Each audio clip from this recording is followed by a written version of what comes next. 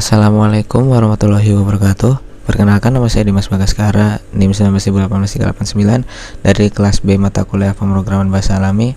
Di sini saya akan menjelaskan dan menerangkan hasil resume technical paper saya yang bertemakan text summarization. Nah, untuk judul paper yang saya ambil adalah Applying Automatic Text Summarization for Fake News Detection.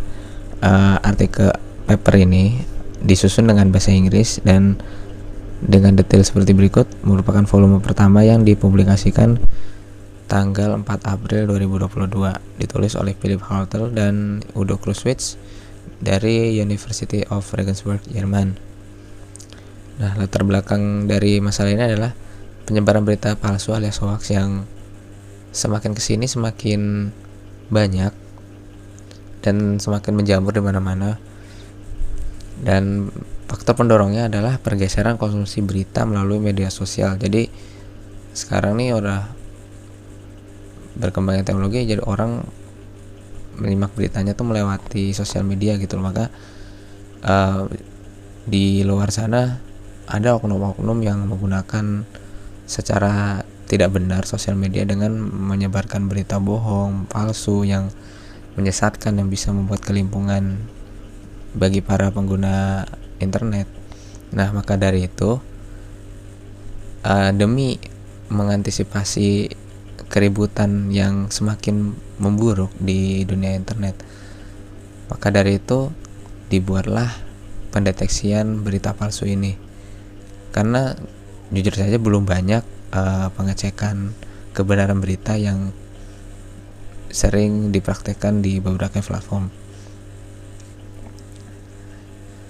Nah, metode penelitiannya sendiri menggunakan CMT-RBERT, yaitu Contextual Multi-Text Representation for Fake News Detection, yang terdiri atas Contextual Feature Extraction, Hierarchical Input Representation, Affine Turn BERT, dan juga Frozen BERT Model, serta Classification.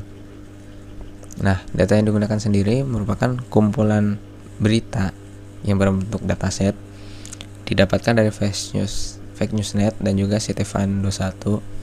Namun Fake Newsnet yang sering dan juga lebih umum digunakan dan yang saya bahas adalah bagian pengecekan melalui situs Fake Newsnet.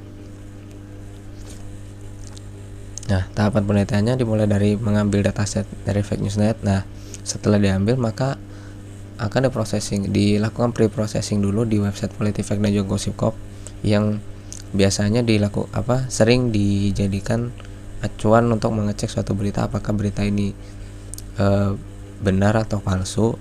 Maka di sini ada tabel yang menampilkan jumlah berita palsu dan juga berita yang asli kebenarannya dari dua website yang berbeda. Nah, lanjut ke tahap kedua. Setelah selesai, hapus data poin yang tidak mengandung berita atau informasi artikel apapun. Kemudian label yang terdapat pada data akan dikonvert menjadi bentuk angka agar lebih mudah diproses. Setelah itu, data akan dibagi menjadi data training dan juga data test dengan pembagian 80/20 dan dilakukan pelatihan setelahnya. Lanjut ke bagian tahap keempat, yaitu tokenisasi dan normalisasi menggunakan BERT tokenizer. Kemudian dilanjut dengan split text overlapping parts dari 500 token dengan panjang 50. Lakukan proses concatenate pada BERT model. Dan untuk yang terakhir, jalankan dua summarization. Pertama dengan extractive summarization dengan rasio 40%, dan yang kedua menggunakan extractive summarization.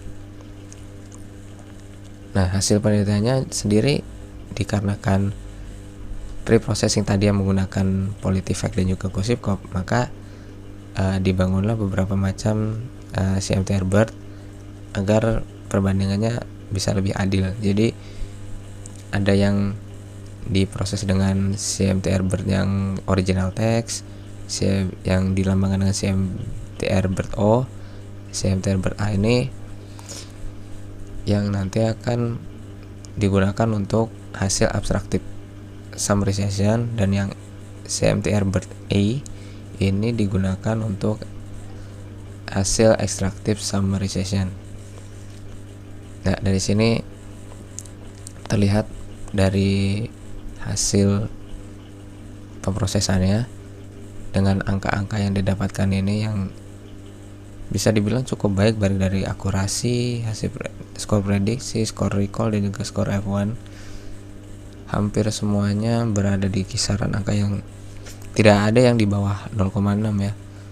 Ya menandakan bahwa sebenarnya pendeteksian dengan CMTR BERT ini bisa dibilang cukup berhasil. Dan kesimpulannya, penggunaan CMTR BERT dalam pendeteksian berita palsu ini seperti yang saya sudah sampaikan sebelumnya memiliki hasil yang memuaskan. Dan dalam tabel slide tadi terlihat angka-angka yang didapatkan menunjukkan bahwa pendeteksian ini berjalan dengan baik. Ya, baik, itu saja mungkin bisa saya sampaikan. Jika penyampaian saya ada yang kurang lengkap atau mungkin tidak jelas dan ada yang bagian yang sulit untuk dimengerti, mohon maaf. Wassalamualaikum warahmatullahi wabarakatuh.